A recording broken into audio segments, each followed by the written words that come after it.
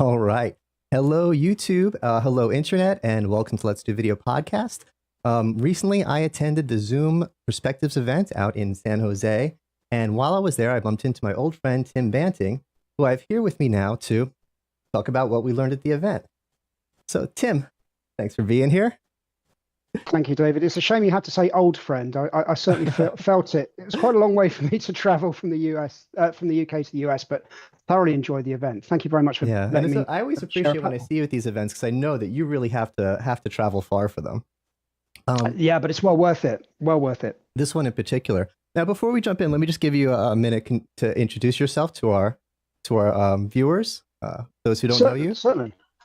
Yep, thank you very much, David. My name's Tim Banting. I'm the practice leader at the Digital Workplaces practice at Omdia. Been in the industry a long time, seen an awful lot of changes, and I'm lucky enough to head up a team that looks at workplace transformation, unified communications, and customer engagement. Wow, so those are so your world got turned upside down by the pandemic, just like everyone else. I mean, everything you just talked about. It's not what it was 3 years ago. Workplace engagement and the way we work, it's all different. Yeah, it's interesting, wasn't it? Before the pandemic, we sort of looked at digital transformation, but it's more broader than that. It's workplace transformation. So it's looking at the customer experience, it's looking at the employee experience, looking at absolutely everything. And one thing that stood out for me was events are no different. We've seen our parent company, Informa, that run Enterprise Connect, of course, they've had to move to a digital event and more of a hybrid event platform. And of course, that's what we experienced at Zoom Perspectives. Yeah, they did a great job with it. But just one last point of that is, it's funny. What we used to cover is the technology, and now what we cover is people. Right? It used to be about what tools people are using at work, and now it's about how people want to work, and the tools are we'll get the right tools. We're good with tools now. So yeah, our lives, what we cover is it's actually kind of better. I like talking about technology, but I like talking about people. So yeah, absolutely. And I think what we've seen is it's almost like we jumped in a DeLorean and gone back decades, because we used to talk about people, process, and technology. And I think the pandemic made us focus more on the people, a little bit on the process, but more on the people. So we saw the great resignation as a result of people reevaluating their lives and what they want from their lives and what they want from work. And I think we're entering this period of the great experimentation, where people are looking at what sort of work style fits me, and businesses need to think, how do we need to adapt to accommodate this new hybrid style of working? Yeah. People are, it's not all about the money anymore. People are turning down jobs if it's not a good job. And again, this is maybe a way Zoom was ahead of the curve.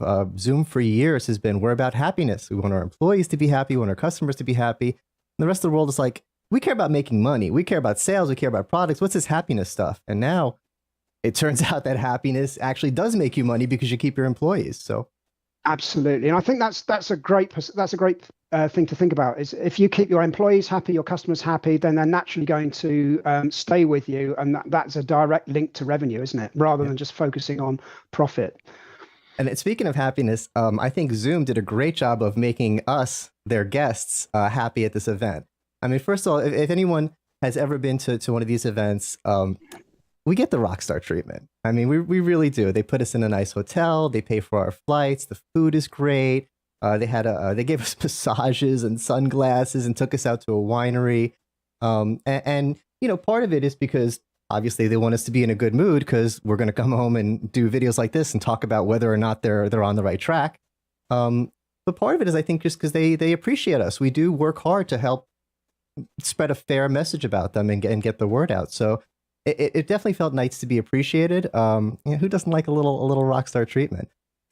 It was nice. I think for me, and more importantly, was the access to all of the great people there. We had frequent access to C-level executives all the way up to Eric, the CEO. So I mean, it was great, and the information they imparted was superb. It really certainly helped myself and my colleague Brent Kelly gain a really good perspective on Zoom and fill in a lot of the gaps that I felt that were missing. There were some areas that I felt that Zoom could have been better in, but it feels like these building blocks are being put in place. Yeah, they definitely spoiled us with the execs. A lot of these events, you get the exec they give a presentation, they give a panel, and then a little shaking hands and they're out. But we had the top people, including Eric, there for hours and hours, and everyone appreciated that. I mean, Eric's Eric. And obviously he's very busy and has got a lot to do, and his time is so invaluable. And he's never like trying and traveling and exposing himself to this COVID and all this kind of stuff. The fact that he was there at all meant a lot to everyone there. But the fact that he was there like all day, I mean, he spent a lot of time with us. So everyone appreciated it. I feel like Zoom's in listening mode. I mean, not only to analysts, but of course, Zoom shared with us that they have 6 customer advisory boards as well. So not only do they solicit a lot of information and feedback from customers, they clearly do from analysts as well. So should we start by talking about, before we talk about what we learned at the event, let's talk about how they put on the event itself. I thought the events team, the analyst team, really deserve a pat on the back because for the last 3 years, we've been struggling to get hybrid events right. And they've all been either complete failures or just slight disappointments. The people who were attending online, they say, it didn't feel like I was there. I couldn't find my sessions. I was confused. I was clicking around. Or if I was able to find the session, it was like watching Netflix. I'm not part of it. And they really brought us together. I felt the presence of the remote people. I knew what they were saying. I was in a chat with them and they were seeing us. It was, I don't know if we should get into the technical details of it to put it together. They experimented on us. They hacked Zoom to make it do things it shouldn't do to make this work, which is amazing.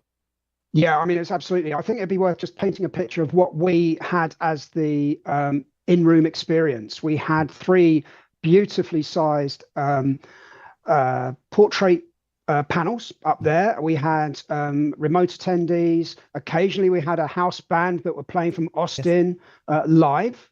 We had an MC that was introducing people that was remote. We had, someone on the sound desk, almost like a stage manager or studio manager, and someone else that was sort of orchestrating the video feeds. I mean, it was just really, really cleverly done. And it was engaging. It wasn't a case of feeling disconnected, which is very difficult in these hybrid events. I still appreciated being there. It's still better to be there. Yeah. I was able to have little side conversations and of course drinks and whatnot. But I felt like the remote participants, they really didn't miss out. They did a great job. And having the host be remote, that was a big deal because I think it gives the other remote attendees a feeling of, oh, we're not second class here. The host himself is remote. So I really think they really did a good job. And on hotel broadband. It wasn't, I mean, to be able to host that on, and I spoke to the guys behind the scenes and I said, occasionally we were getting 2 meg, throughput, and you sort of think, my word, and you still managed to keep the ball rolling and doing that. It's very difficult with hotel Wi-Fi and very difficult with hotel networks. So it was a great experience. Yeah, and I thought, I guess I will get a little bit into the technical details of what they did because it was to deal with the bandwidth. And what they did that blew my mind and confused me because I think I know how Zoom works at this point. I've been covering Zoom for a while. I've made a few Zoom calls in my days. I spent a little time in the settings. I know how it works. And those of us who were in the room on our laptops, we joined the webinar through the Zoom Events platform. The Zoom Events goes to the webinar. And we were just seeing the slides with no audio, so we wouldn't have feedback. We weren't seeing any video because there's not a lot of bandwidth there. So just the slides and nothing else and the chat. Perfect. And the remote people, they were seeing views of us. There were cameras all around the room. They were seeing us waving at them. They were getting the audio. They were getting a richer virtual experience because they don't have the bandwidth issues. And what I couldn't figure out was, wait a minute. If we're in a Zoom webinar, we're all seeing the same thing. How could I be seeing one thing in a Zoom webinar and the remote participants are seeing something else and we're talking to each other in the chat? How are you doing that? And what they did was they had 2 separate webinars. You could do this with Zoom events. You can push remote people to one webinar and push the local people to another webinar. I'm like, but wait a minute. How was I seeing the chat? And what they did is they had a chat bot, a Zoom bot. It was in both chats. And if you type something in one, it would impersonate you. It would change its name to your name and type it in the other one. So it looks like you're typing, it looked like, a little confusing, but it looked like one seamless chat when it's actually 2 separate chats. Mm-hmm. That is so clever. And I'm assuming they're going to work on productizing that and making it simpler to understand and simpler to work with because I've never seen anything like that in a hybrid event. And it really added to it. I'm huge on chat. Chat is everything. Chat is such a great way to communicate. All of the social, anxiety and discomfort of you could type anything. I mean, it's just an easier way. I'm much less shy in chat than I am in person. And the Yeah, it's fact nice that to they have got those the little sidebar. It's nice to have those little yeah, sidebar conversations as well, instead of speaking to speaking to someone like this. It's nice to be able to have a chat. just Oh, that type it. sounds interesting. Yeah, yeah, Yeah, so really they good. they knocked it out of the park with the hybrid. Um, and they're pushing the Zoom events platform, which I'm a big fan of because we need better events platforms. We're all having these difficult time putting on these hybrid events. So I'm a big fan of Zoom events, and I know they're heavy developed. Every time I look at it, it's different. So that might explain why they didn't really talk about it a lot. We got presentations on phone, contact center, meetings, everything. They didn't talk about Zoom events, but they kept talking about, hey, we're using it. So Yeah, I was a bit disappointed with that, but I understand that part of it got cut because we overrun on the questions and answers because oh, analysts are an inquisitive bunch, and we certainly asked a lot of questions. I yeah, think the thing about events as well to bear in mind is that I have a feeling that under this great experimentation, we're going to get a lot of enterprises that will want this TV studio broadcast quality town hall. It doesn't necessarily have to be a big staged event. It could be a very dynamic and a very engaging town hall. So I think what yes. we'll find is this Zoom events platform will get additional functionality and features, but it will also be used in different situations. So I always worry about calling it events because Mm. I think sometimes, even large meetings, you need a moderator, you need to have dynamic content. So I have a feeling that these two worlds are going to blur between meetings and events. Yeah, it's this. Sometimes you need more than a meeting, but it's not really an event like a town hall, like you said. But Yeah, just the yeah, ability to have one place to log on if you're having multiple sessions. Sometimes you do more than one webinar, and that's right. even doing two webinars is confusing because you have two links now that you're sending out to people. I want to send out one link. Go to Zoom Events, and whatever's playing, you'll see it there. And for those who aren't familiar with Zoom Events, if you check the our YouTube channel here, I did a two-part review of Zoom Events and give you a little sense of it. Um, so let's move on. Should we talk about the financials? I thought that was interesting. Sure. Yeah, I'm more about I like the products. I like the technology. I like, oh, they have a new feature. They're doing something cool. And the financials like, oh, but obviously it's very very important to cover them properly. And I thought there were two stories on the financials. If we looked at the numbers themselves, looks good to me. 8% growth from the previous quarter last year, 1 billion in revenue. They're a 4 billion a year company in revenue. All the numbers Yeah, are going up. growing 10% year over year, which is incredible in this sort of situation. Bearing in mind that Zoom did make a considerable amount of money in the consumer space during the pandemic as people started doing Pilates classes, yoga Mhm. classes. Everyone that needed to do a physical event was jumping on the Zoom platform, and maybe that's declining a bit more. Maybe not, but maybe you're looking at more hybrid yoga classes and Pilates classes. But yeah, despite that becoming a $4 billion company and aspirations, of course, to become a $10 billion company, as Eric shared with us in a short space of time, for some reason, Wall Street weren't particularly kind to them because I think they missed their expectations by zero point 0.3 or zero point 0.2 of a billion. But they're going very well. They're doing really well. And maybe I'm super naive, but I just do not understand Wall Street. I mean, I just think it's ridiculous. How successful does a company have to be before Wall Street's happy with them? I mean, the numbers are a billion dollar last quarter, 8 to 10% growth, and Wall Street's like, oh, we wanted more. Yeah, it's It's it's just unusual, isn't it? And I guess the pandemic was one of those macro trends that is hopefully, fingers crossed, short term, but it has changed the way that we work. And while you may have got some sort of blip in terms of adoption as a result of the pandemic, I think that's smoothing out to deliver some pretty good scalable and steady revenue. yeah, and I get concerned because it seems like Zoom's doing the right thing, and obviously have to pay attention to Wall Street, but not letting it Mhm. completely rule what they do.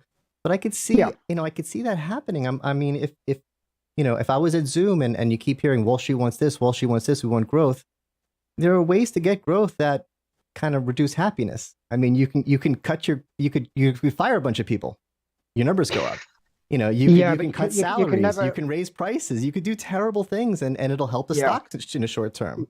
You can never cut your way to greatness, though. And I Yes. think what we have seen is a significant investment in R&D from Zoom that has allowed them to do some pretty amazing things. And I don't know. There were 2 points you want to raise there, David. I don't know if it's appropriate to move into some of the product sort of or service areas that they're clearly moving into, Sure. but yeah, there's some really interesting things that they're doing. I mean, obviously, as a result of the Five Nines acquisition going away, they've suddenly jumped into their own contact center as a service development capabilities on their own platform. So they've done that in very short term. Sort of Quickly. must be very quickly, a Yeah. matter of months, really, so that The they reason they have call it got. Zoom, Yeah, I think so. right? Absolutely. I mean, they're moving really, really quickly in all sorts of areas. And I think that's the power to the platform. And I think that came out very strongly in perspectives is Zoom is to be considered a platform rather than a meeting service. And Mhm. I think in terms of product, we had that lovely circle that they put up that showed all the capabilities that Zoom have in their platform or indeed working on. So there's more of an emphasis on collaboration now, and Zoom Teams Chat, a rebranding of Zoom Chat, for example. There is more of an emphasis on making Zoom accessible through APIs and almost like low code, no code, drag and drop environments. Using a product called Jumpstart, which allows you to rapidly develop your own custom code around meetings, and then that will be broadened out across the whole portfolio. So that they really are going for a platform play here, which is really great because that's what people need. They need to be able to adapt their solutions and platforms to meet the needs of their customers and employees and partners and suppliers. And at first it didn't make sense to me, but then I thought about it, and now I get, again, me being naive. Zoom was all about face to face, bringing people together, meetings. And the world needed better meetings. I'm like, what does contact center have to do with anything? I don't have a passion for contact center. Contact center, But then I thought about it. Over the last 8 years or whatever, Zoom got really good at moving audio and video across the internet and sending it to the right places at the right times in the right directions. And that's 95% of what a contact center solution does. Whether you're on the phone or typing on the internet or even video, getting you in front of the right contact person and getting that person to have your information, so you don't have to tell it to them again. I mean, it's all routing of data, and Zoom is really, really good at that. So yeah, of course they should do contact center. Yeah, Same and I guess same the thing other for thing Zoom is as Phone. well is yeah, and I think what we're finding is that the front office and the back office, the front office being the contact center, back office being all the support and the product managers and the marketing, sales, et cetera, they need to talk together. They need to work together. So we're seeing a lot of this front office, back office integration being top of mind for a lot of organizations. And why not have a single platform to do that rather than having to integrate, a different silo? The other thing to bear in mind as well is there's a lot of departments or functions within an organization that aren't necessarily a contact center, but still need that capability. Things Yeah. like IT help desk, HR desks, those sorts of organizations or departments, they service not customers, but employees. So maybe internal customers, they still need that functionality as well. So it feels like to be able to have that from one vendor under one perhaps licensing scheme will be largely appealing to a number of organizations that want a delightful user experience. Yeah. Especially if they do as good a job with it as they did with meetings. I mean, they got the biggest test in the world when all of a sudden the entire world literally started using Zoom meetings, and the verdict was everyone kind of likes it. Not Absolutely. everyone Yeah. doesn't like being on video all the time, but there weren't a lot of complaints about Zoom. So No. And I think, it's difficult to, I think it's testimony to their product and software development teams. It's very difficult to do simple things, if that makes sense. So to have a simple user interface that's easy to use is not, it's not for the faint of heart. It's yeah, difficult to keep things simple. it's near impossible. I know that because I have friends on inside Zoom, and they say when someone has a feature idea and they want to add a button to the UI at the bottom, no, I mean, it has to be a great button to be able to add a button to the bottom. And even so, I was, at the event, there was an app developer there for Zoom, and I was hearing him talk to some of the execs, and he was like, you have too many buttons. We got to get rid of some of these buttons. And it's like, oh, those buttons all had to fight to be there. And it's a trade-off. You have a new feature.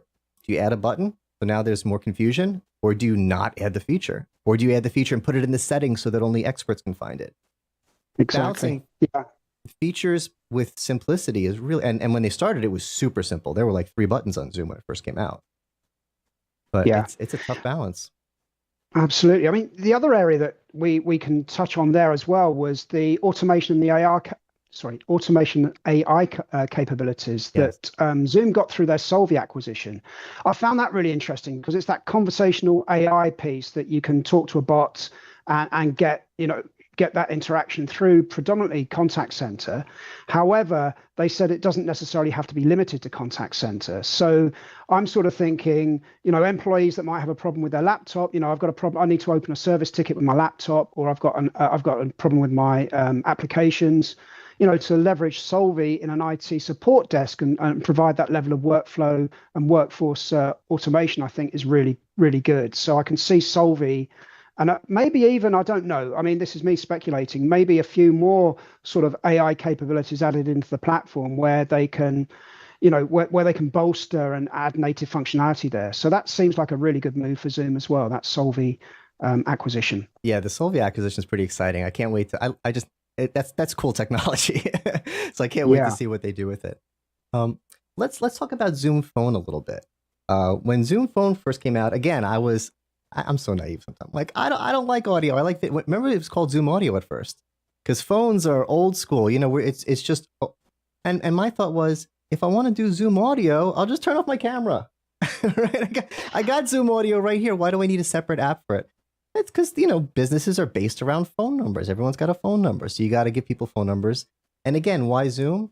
Zoom's really good at moving audio through the internet and getting it where it needs to go. So phone was logical for them, and I thought they would do okay with it. But apparently they're crushing it. They said 4 million licenses, which was Yeah, 4 million licenses is incredible growth and great attach rate to Zoom meetings. You onboard with meetings and then you say, well, how's your phone system doing? Or would you like to have easier administration of your phone system? We even had, and this was really good because I'm an old phone guy that used to install phones alongside great big lumbering heaps of tin in comms rooms called PBXs. yes, And we had three CIOs that joined remotely, and they said they don't have phones, that they're not bothering with phones, which is quite. It took me by surprise, really. I mean, of course, Zoom could cherry pick the clients, but I didn't feel that they did to any degree, and specifically chose three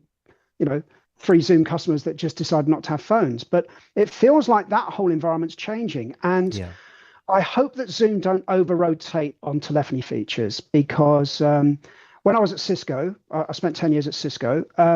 As Cisco moved that transition from digital PBXs to IP telephony, um, we started off in the Celsius acquisition with, I think it was Call Manager 3 with about 20 key telephony features. And then it grew and grew and grew and grew and grew. mm, Then we crossed the chasm and IP telephony took off. I just hope that Zoom don't over rotate and add some of those really esoteric and very obscure phone systems and build it into something that's 400 features deep, because I'm not sure it's necessary. I think no, people's work styles are changing. We've got asynchronous communication with chat, working across time zones, across partners and suppliers. We use meetings more frequently. So I'm hoping they don't over rotate on phones, but have that good subset that allows people to say, right, that's adequate enough. That's all I really need. I don't need 201 features. The 200 is enough for me. yeah. And those features in the old PBXs were confusing anyway. I never forwarded a call to the right person. Yeah, I mean, directed call pickup is a great one. So I'm sat in one place. I need to take a call at the stationery cupboard or get something out of the filing cabinet. My word, we're going back decades, aren't we? Get something out of the filing cabinet. So I walk over to the filing cabinet, pull out a file, and I can pick up that call by a phone near the filing cabinet. Not very useful if the filing cabinet is online in the States and I'm in the UK. I mean, some of these features just don't make sense in this century. They're demo features. They sound Yeah, cool. I could pick up my phone there and there, but when are you going to actually do that?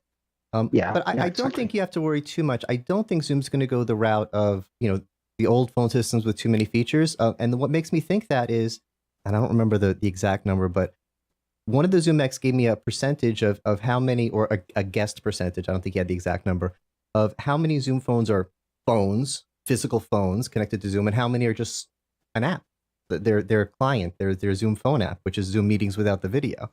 And it was like 90 or 90. I mean, it's like all of them. They're yes, they're connected to phones, but most of it is app.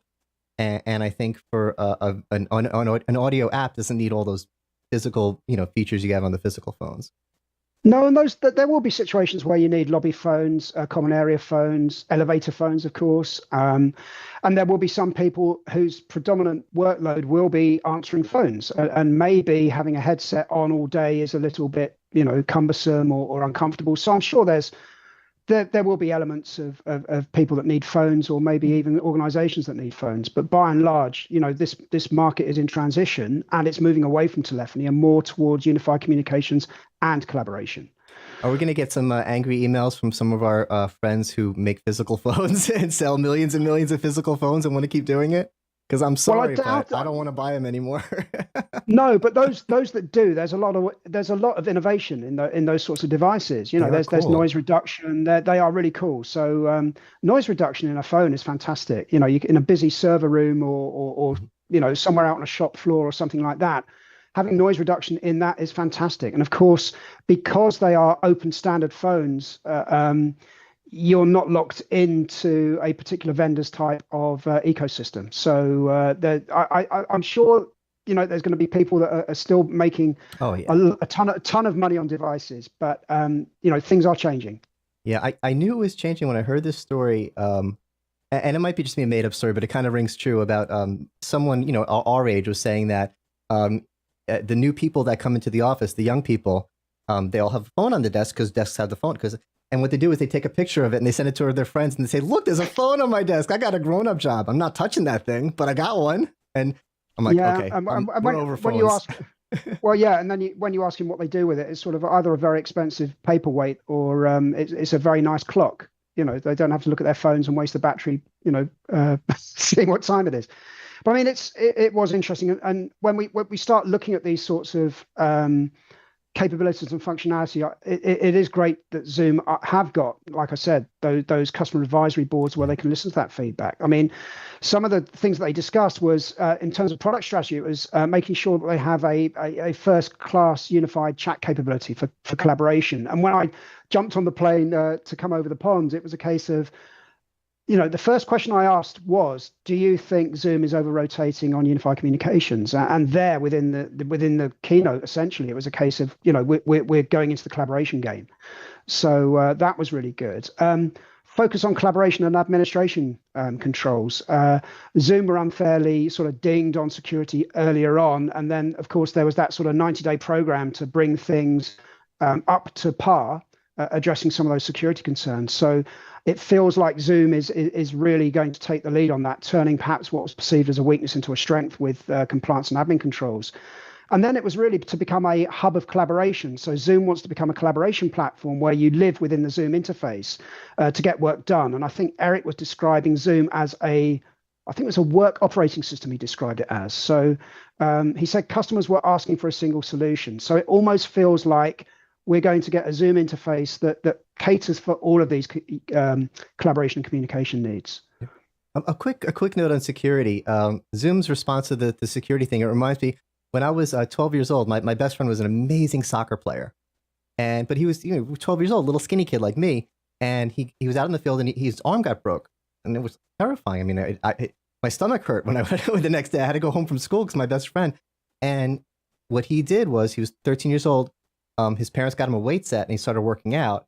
And he became the biggest, strongest guy on the soccer field. No one even came near him anymore. He wasn't going to break it because he didn't want that to happen again.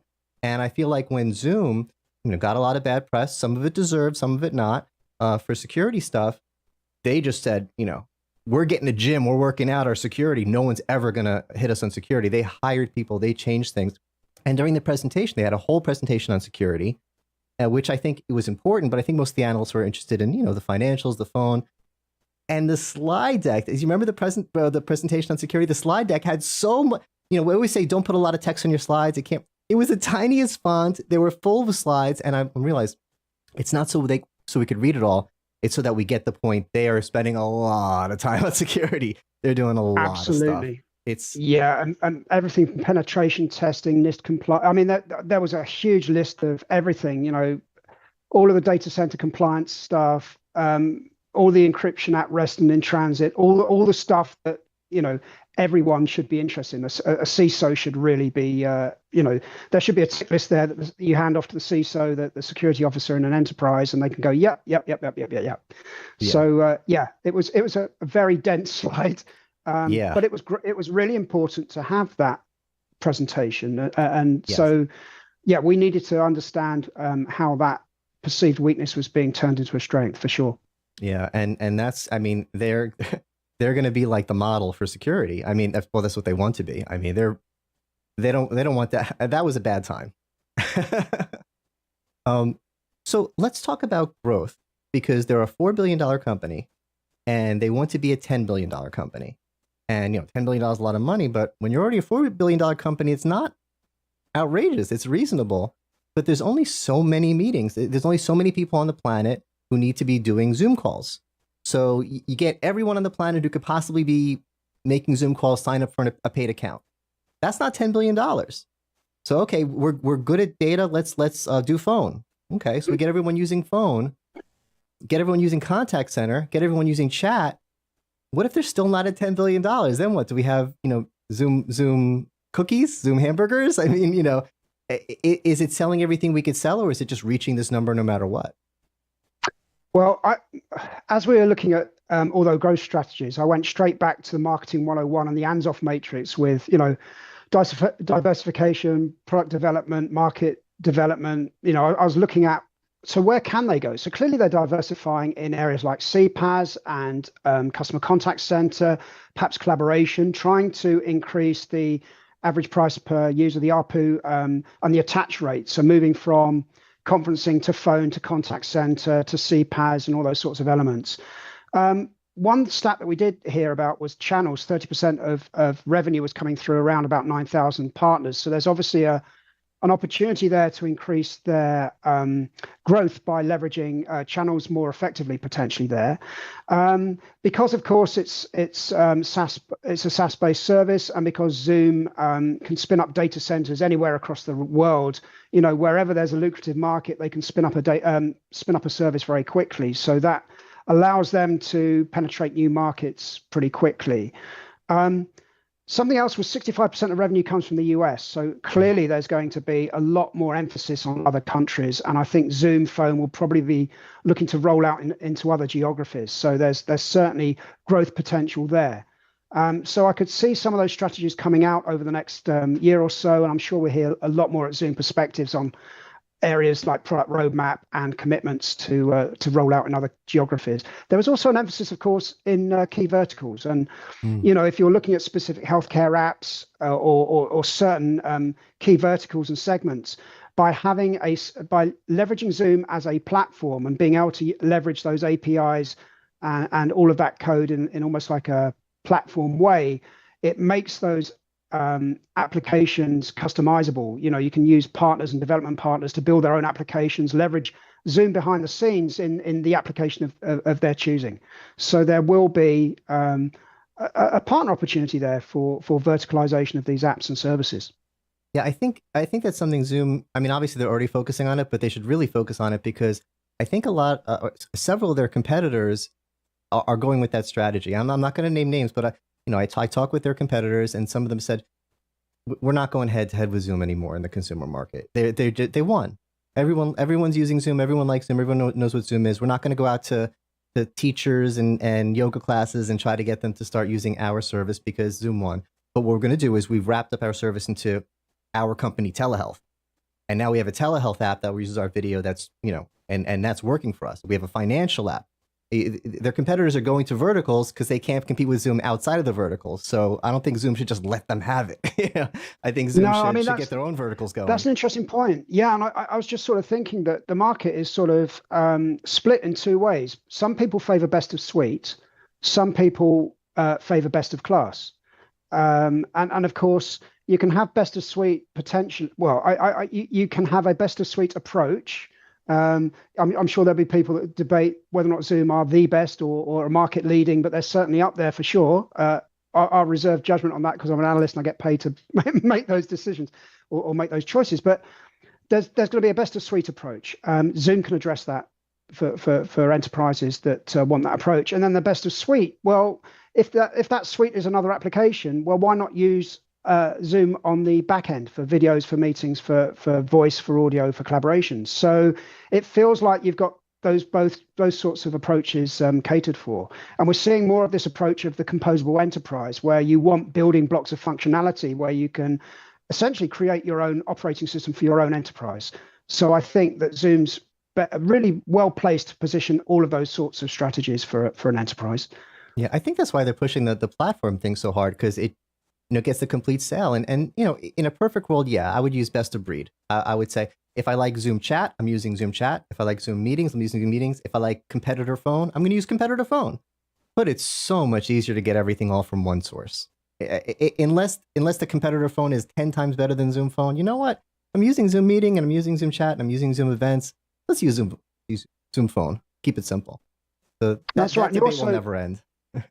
Yeah, and you also get this concept of integration, where I can have this competitor's or this rival solution working with Zoom or someone else's, and that works to a point. But of course, you've got 2 points of administration, two costs, two costs, and it only feels like a bridge strategy. It only feels like, well, okay, at what time do you take that plunge and you decide, I can't have Netflix and I can't have Amazon, I can't have Disney. Let's just go for one. I don't want to integrate between all of those different solutions out there. I just want to choose the one that's right for me. And of course, that all is really dependent on the user experience. So many IT departments make a unilateral buying decision and then can't understand why the ROI on the ROI of the solution isn't recognized, because no one's adopting it or no one's using it. So, that groundswell up from the user base sort of helps, and to have more of a consultative approach to who should we buy. You need to start with those users, and if you can delight those users with a great experience, you're onto a good thing there. Yeah, and I think there's a great trend that it's what the users like, not what the boss says they're going to use, because that's the way it used to be. And I want to give Slack a shout out. I think Slack gets some credit for that, because before Slack, the IT person talks to Cisco or Microsoft or whatever, gets a good deal, and that's what everyone's using. And if you're not using it, you go get another job. This is your tools. I'm the boss. And Slack, people just started using it. They just brought it into the workplace. They didn't care what the boss said. Fire me. I don't care. I'm on Slack. This is the way I work now. And we learned, oh, okay, first of all, this isn't a bad thing, because they're using it to be super productive. Let's encourage it. And that kind of transferred to anything now. It's like, well, before we buy this, let's make sure our people like it and they're going to actually use it, like you said, for the ROI. That's right. That shadow IT became a problem in many organizations, because, of course, it was very stealthy. It pretty much it flew in the face of. And you said something rude there. It flew in the face of security and governance, of course, and compliance. And you were even getting departments with the corporate credit card discretionary spend on, well, let's just buy 10 Slack sessions or Slack licenses for these people. So you're right. I think what it's done, David, is made people more aware of the need to listen to users, have more of a multidisciplinary approach to technology, decision making, and provisioning. And that's great, because that's what we need in this hybrid world. No one's got it figured out yet. Not all. Experiment. No, yeah, great. This period of the great experiment. Switching costs are going to be lower, because if it doesn't work for this month, swap next month to a different vendor, or trial it, or use these free services to see how users get on with it. So it's a new world out there. You don't have to write an RFP or an RFI that thick, get all your questions answered by a vendor, spend out a load of money on CapEx, put it in a system, and your financial director says, and hope people use it. Yeah, and your financial director said, I'm sorry, you've got that for the next 5 to 10 years until I can write it down. Now it's a case of it's an OPEX spend. If you don't get on with it, you just switch vendors. Well, we only have a few minutes left, but I want to make sure we give a few minutes to Zoom chat. It was I don't want to say every analyst. A lot of the analysts were visibly excited when Zoom said that Zoom chat is now a priority. Zoom chat has been good for a long time, and no one knows it exists. It's on people's computer. Open up your Zoom app. There's chat in there, and it's free. And I like it better than Slack in a lot of ways. Sorry, Slack. I gave you credit before, but I really think Zoom chat is a lot easier. It's free. You could just add people, and it's so powerful. And I've been saying, why aren't we talking about this? And their focus was on other things. But now chat is very high on the list of Zoom focuses. And I think that's important because, like you said, it's about getting it out there, getting adoption, getting people using it. If people are using Zoom chat, then they're going to get Zoom phone, they're going to get Zoom content, all the other things. And chat is so viral and so addictive and so powerful. They created a chat room for the analysts, and we're still in there. And I'm in a chat room. You're in a chat room right now with 40, 50 of the best analysts in the industry. And that's how I got you. I clicked on your name and I added you as a contact, and I said, hey, do you want to do this? And you said, yes. We used Zoom chat to make this happen. So It certainly saved my skin. I'll share a very quick anecdote, David, because going back, got an Uber to the airport. It was meant to be San Jose, and then after half an hour from leaving, Santana Row to go to San Jose, I realized that we were going, me and another analyst who shall remain nameless, I don't want to embarrass them. We ended up going to San Francisco. So it was like, oh my word. And on an Uber, you can't just cancel it. The person that booked it has to sort of say, change destination. Jump onto Zoom chat, reach out, 911 emergency, we're going the wrong direction. Can anyone get hold of so-and-so in investor relations? Job done. We managed to turn around and catch our flight. So it's one of those ubiquitous services that everyone's familiar with. Like you've got WhatsApp, Messenger. Everyone's accustomed to it. Everyone has this expectation of what it can do. I have a feeling with Zoom chat, because they're rebranding it as Zoom Teams chat, that we'll hear something a bit more around product development, perhaps. It's only me second guessing, but I wonder if we're going to hear more about that perspectives. It feels that if you're going to rebrand it as something else, then it feels like, there's plans. Yeah. So I look forward to that. It's very simple, but that's kind of what I like about it. It doesn't have a lot of confusing features. It's really just chat, but I can attach big files. Some chats don't let me attach big files. I love it. It's really good. Yeah, I do wonder if they're going to add the Tim feature, which is share location, because anyone would see that I was going the wrong direction and say, hang on, you're going the wrong way. But yeah, there's some features there that I think are becoming an expectation based on other vendors out there, Slack for example. But I think that it's an area that Zoom are right to look to add additional focus to, because the market is unified communications and collaboration, and that C is getting bigger, depending on whether or not you're a global company, you have to work across time zones, or you have an extensive digital supply chain and need to work with customers and partners and suppliers. I think that C is becoming more and more important. What was a small C is becoming a lot bigger now. Yeah, chat is home base for working teams. I mean, video is the top of the pyramid. We need to get work done. We need to be face-to-face. We go on video. But I'm in chat all day getting work done. It's almost more important because it's the baseline. Yeah, absolutely. One quick thing. I know we got to get going. But there was one thing I didn't get to ask, and I wasn't sure if it was an appropriate question because it's a low level question. We had all these high level execs, but just in case anyone at Zoom is watching, maybe you could help me out with this. In December, they bought a company called Liminal, and Liminal does a feature which is my most requested feature for Zoom, and a lot of people's most requested feature for Zoom. It gives an individual feed, NDI, which is amazing, for up to 4 participants in Zoom.